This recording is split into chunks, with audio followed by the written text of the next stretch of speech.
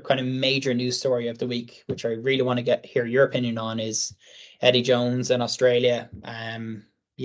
What a disaster, I guess. What a disaster result, I suppose, for Rugby Australia, but what a disaster for Eddie Jones as well. We've called it out. He didn't have enough time to make an impact on this team. We both, I think, are of the opinion that Dave Rennie probably should have been left in charge and given the chance to, like how close were Australia to it? Like people forget, like wasn't it just last season where they're basically a penalty decision away from potentially winning the rugby championship? Like that's how far they've come. Like, or sorry, that's how low the ball has dropped since then. It's just a bit. Yeah, what's your take on this whole situation, right? Yeah, it's interesting, isn't it? I think there's a really direct comparison that I haven't seen many people talking about that you can make between Warren Gatland's Wales and Eddie Jones's Australia. They both came into their job this year. Gatland has had slightly more time. And the idea was come in, reinvent the team, new personnel, new way of playing, new results, hopefully. Gatland has been able to impart that, and Eddie Jones hasn't. Eddie Jones has, I think, very clearly made the Australian national team worse, which obviously Warren Gatland has come in and made Wales clearly better. Yeah. What does that come down to? I think it comes down to, don't oversimplify it, I think it comes down to man management and selection. Warren Gatland's the thing, with the exception of the 2021 Lions tour, one thing that Warren Gatland has always been able to hang his hat on is selection, and he's gotten it right 9 times out of 10. Eddie Jones, for me, has gotten this selection of this Australia team very wrong. Why he hasn't built the team around the Brumbies makes no sense to me. The Brumbies were the only competent Australian side in Super Rugby this year. The other 4 were average to bad, to be honest, for most of the season. And yet there was only 5 players, I think I read, that were in that Australia team that were Brumbies players. And then you've obviously got the things that everyone's talking about, which is Cooper and Hooper and all of the experienced players that he's decided not to bring. The stat that was going around previously with Australia A, who were playing friendlies this summer, had more caps in it than on the Australia full team. I don't want to use the word apologists, but the people who back Eddie Jones always say, you're not seeing the bigger picture. Every time you criticize Eddie Jones, you say, there's a bigger picture that you're not taking into account. It's more than this, more than this. Well, it was more than this with England. And he had a team playing bad rugby, getting bad results. And then he got sacked. And now he's in Australia, and his team is playing bad rugby and getting bad results.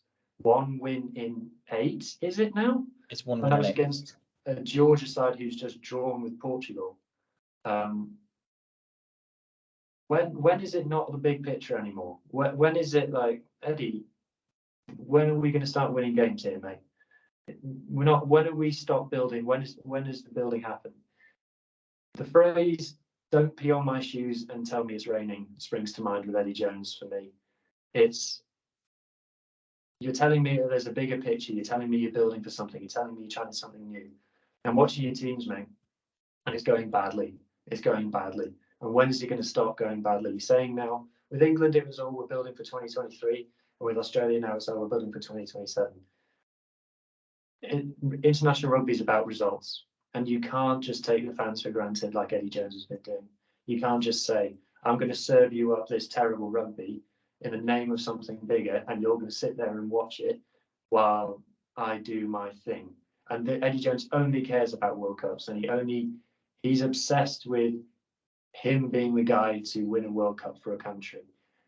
I think he needs to be held to account by the people who employ him a bit more. You can't tell me that in the autumn where he got sacked by England, there was no one from the RFU tapping on the shoulder and saying, Eddie, could you win a couple of games, mate? I think that would go really well. And he was saying, no, mate, we're building for the World Cup. I don't want to win games, mate. I don't want to win them. Like, no, I think he tried to win and he couldn't for whatever reason, whether that's because of England players. The last thing that I'll say, But when those two came into their job, Warren Gatland and Eddie Jones this year, no one, not a single person, said that Eddie Jones's job is harder than Warren Gatland's. Everyone said Welsh rugby is a mess. Everyone said that all the players are terrible, all the regions are terrible, all of the problems of the WRU behind the scenes that we could go on and on about. And everyone was saying that it would be Wales who went out of the group stage. Well, 40 points to 6, mate. How about that? Now, I've been if you go on my Twitter and you search the word Australia, you will see me listing how often Australia get beat by big margins. And it goes back to Dave Rennie's days. Eddie simply hasn't been able to turn that around. And like I said, it's gotten worse. What is there more to say? Like I said, I think he needs to be held to account. And it's not about the big picture anymore, Eddie. It's about, can you win a game today? And his selections have been his downfall, in my opinion. He's got it wrong. Yeah. It's going to be a fascinating story to watch. Like, if, I don't think Portugal will do a job on them, but stranger things have happened, and like morale is going to be so low. I don't know. It'll be a fascinating game. We'll get onto it later, but yeah, it's an interesting one, isn't it? It's and the contrast between both setups is, as you said, we're both we're thrown in at the deep ends really. Didn't Gatland come out and say he didn't realize how bad the situation was behind the scenes in the WRU? So yeah, I mean, it's sad for Australian rugby. I mean, they are hosting the next World Cup, so let's hope for rugby's sake that they get their act together. Whether that involves removing Eddie Jones or not, who knows? But whatever they need to do, they need to. It sounds like they need to do a proper review of Rugby Australia and just from the top down and just make sure that Eddie's problem now is, like I said, all the people who will be saying, "Oh no, you've got to see the big picture." It would be a mistake for Rugby Australia to sack Eddie now. They need to stick by and changing the coach won't fix anything. Eddie's problem is that he runs out of friends fast. He has alienated the Australian press. He did that pretty much at his first point of order when he came into the job. He's alienated a lot of the players, especially the experienced players.